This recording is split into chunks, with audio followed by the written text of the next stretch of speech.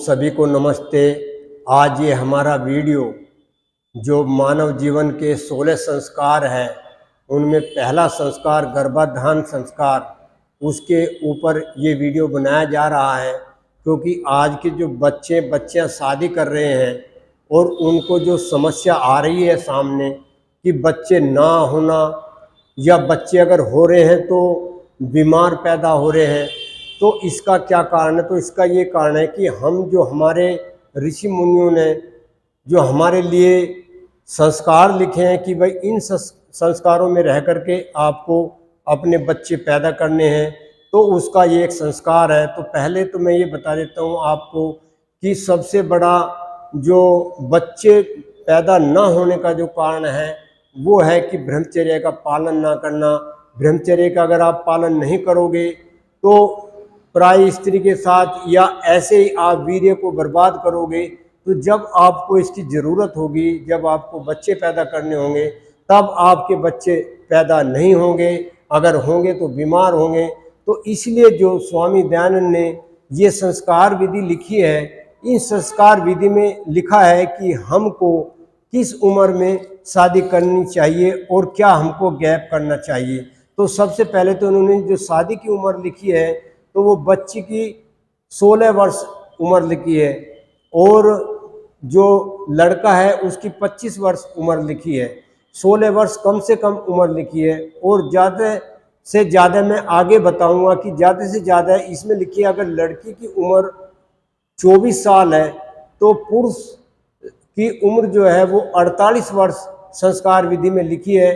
उसका सबसे बड़ा कारण ये है क्योंकि 24 साल और 48 साल तक जो लड़का लड़की ब्रह्मचर्य का पालन करेंगे तो उनकी आयु जो उनको जीना है उसकी आयु उनकी अधिक होगी, क्योंकि ब्रह्मचर्य का पालन किया है, शरीर में जो वीर्य धातु है वो रखी है। तो उनका जो ब्रह्मचर्य का पालन है, और शादी इस उम्र में 48 और 24 साल की उम्र में अगर वो कर रहे हैं तो इसका मतलब ये है कि उन्होंने ब्रह्मचर्य का पालन किया और वो 100 साल से भी ज़्यादा जिएंगे।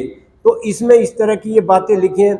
दूसरा इसमें ये लिखा है, सबसे बड़ी बात ये लिखी है कि जब भी आप ऋतुदान करते हैं, जब भी आप दोनों पति पत्नी मिलकर के बच्चे की इच्छा करते हैं, तो इसमें एक तो पूर्णमासी, अमावस्या, चतुर्थी और अष्टमी को छोड़ दें। इस दिन पति पत्नी ये ऋतुदान न करें। अगर आपको पुत्र की इच्छा है तो आप 6वीं, 8वीं, 10वीं और 12वीं और 14वीं और 16वीं जो तिथि है उसी रात्रि को आप ऋतुदान करें।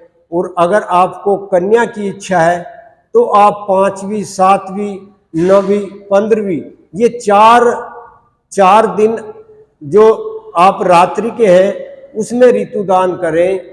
और इस चीज़ का विशेष ध्यान रखें, क्योंकि ये जो आप एक बच्चे को जन्म दे रहे हैं ये एक जन्म ही नहीं है, उस बच्चे का आपके शरीर के अंदर निर्माण होना है। तो आपको किस तरह से उस बच्चे को माता अपने गर्भ में रख करके और कैसे उसको धारण करे, उसकी ये संस्कार विधि में विधि लिखी है।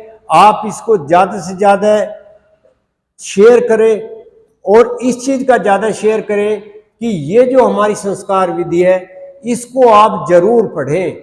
मैं इसलिए आपसे हाथ जोड़ करके निवेदन कर रहा हूँ, क्योंकि आज की तारीख में हमारी जो बच्चियां हैं, बच्चे हैं, वो या तो शादी समय पे नहीं कर रहे हैं, अपना उससे पहले ही अपना वीर्य बर्बाद कर रहे हैं, और फिर बाद में शादी करने के बाद में बहुत ही ज़्यादा इस चीज़ में परेशान है कि हमारे बच्चे नहीं हो रहे। तो बच्चे किस प्रकार से हमने पैदा करने हैं और किस प्रकार से अपने इस पूरे ब्रह्मांड में अपने जीवन को कुशल बनाना है, ये जो हमारी आप जो देख रहे हैं संस्कार विधि, इसको आप पढ़ करके और इसके अनुसार ही अपने बच्चे को पैदा करें। आप ज़्यादा से ज़्यादा इस वीडियो को शेयर करें। आपका बहुत बहुत धन्यवाद।